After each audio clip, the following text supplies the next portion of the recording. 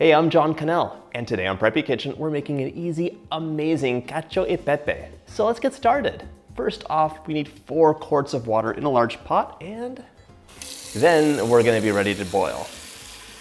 Cacio e Pepe literally means cheese and pepper, and this is like an amazing mac and cheese, but even better and easier. There we go. Popping that on high heat, and of course, I'm gonna salt my water, 5 teaspoons. The salt will infuse in the pasta and give you so much flavor, and the salt also changes the boiling temperature of the water. These are not giant pizza cutters, as some people have asked. They are actually lids to my pots. You can use many kinds of pasta for this. I love having bucatini because it's really thick and holds the sauce well, but spaghetti works, and in a pinch, yes, you could use macaroni too. While this comes to a boil, I'm gonna grate about a cup of this pecorino romano. That's 125 grams, but I'm gonna grate the whole wedge because everyone loves a nice pile of cheese on top at the end.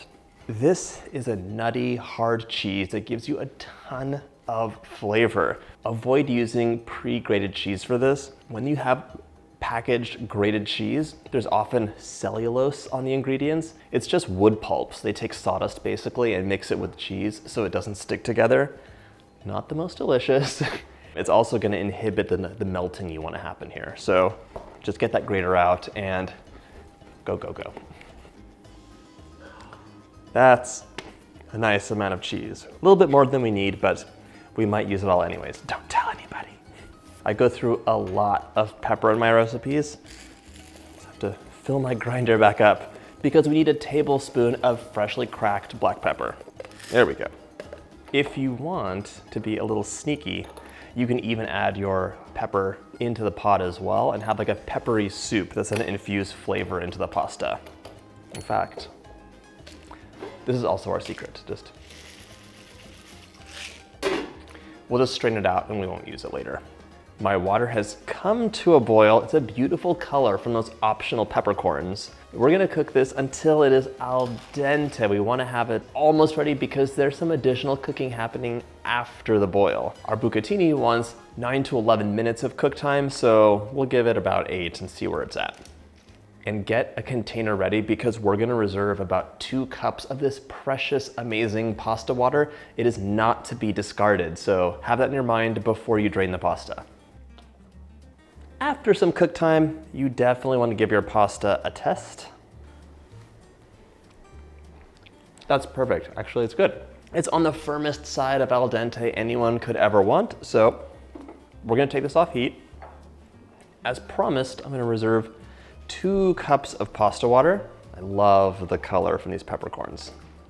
Pepper into the pot is actually not in the blog post, but it's something I do at home, so I wanted to share.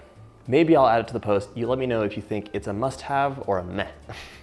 I have a colander in the sink ready, and we're gonna drain the pasta out. Cacio e Pepe is a traditional Roman dish.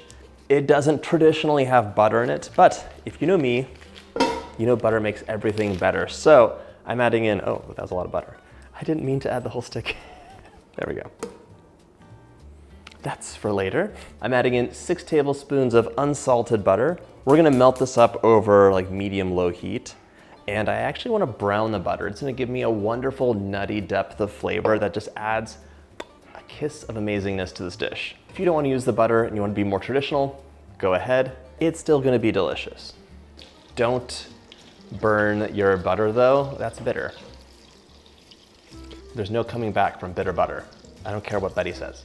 That nursery rhyme really bothers me, just putting it out there. Betty bought some batter, but she said this batter's bitter. If I put some better butter in my batter, it'll make my batter better. It's something like that. But there's no coming back from bitter butter, so I'm just putting it out there. She'd have to start over. Okay, this butter smells amazing. And I had peppercorns in the pasta, so I'm gonna add a little bit less than a tablespoon. The recipe calls for 1 tablespoon of freshly cracked black pepper. Ooh, I'm getting some lovely color. Come take a look at this. The butter solids will sink to the bottom. So you see, it's like a nice, wonderful amber caramel color. That's lovely. Now I'm gonna add 1 tablespoon of black pepper in, and the pepper will bloom with the butter. Stir, stir, stir. Now we're gonna add 1.5 cups of that pasta water. And our pasta wasn't done cooking. Now it's gonna cook in this a wonderful amalgam of butter, pepper, and pasta water. I'm just gonna use tongs so I can make sure not to get any peppercorns in here. I don't wanna crunch on those. All right, so now we're gonna cook this up.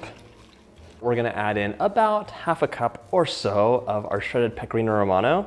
Sprinkle that in. And we're gonna toss all of this cheese is gonna melt with that pasta water and the butter, and you're gonna have an amazing, really easy sauce. Just move that pasta around until all the pecorino is melted in with the butter and the pasta water. You can see you have like a creamy, buttery sauce over here. Now we're gonna remove it from heat and add in the remaining 1/2 cup or so of cheese. Okay, serve immediately.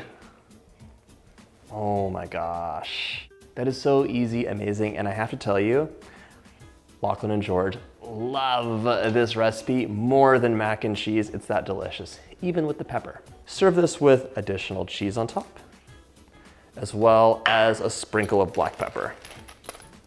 If your pasta becomes dry for any reason, just mix in some more of the reserved pasta water. It'll come right back. And now, a classic for a reason. That is so lovely. The pepper is like a nice note throughout with the nutty flavors from the cheese and the browned butter and just gorgeous thick noodles of pasta. I hope you get a chance to make this recipe, and if you like this video, check out my pasta playlist.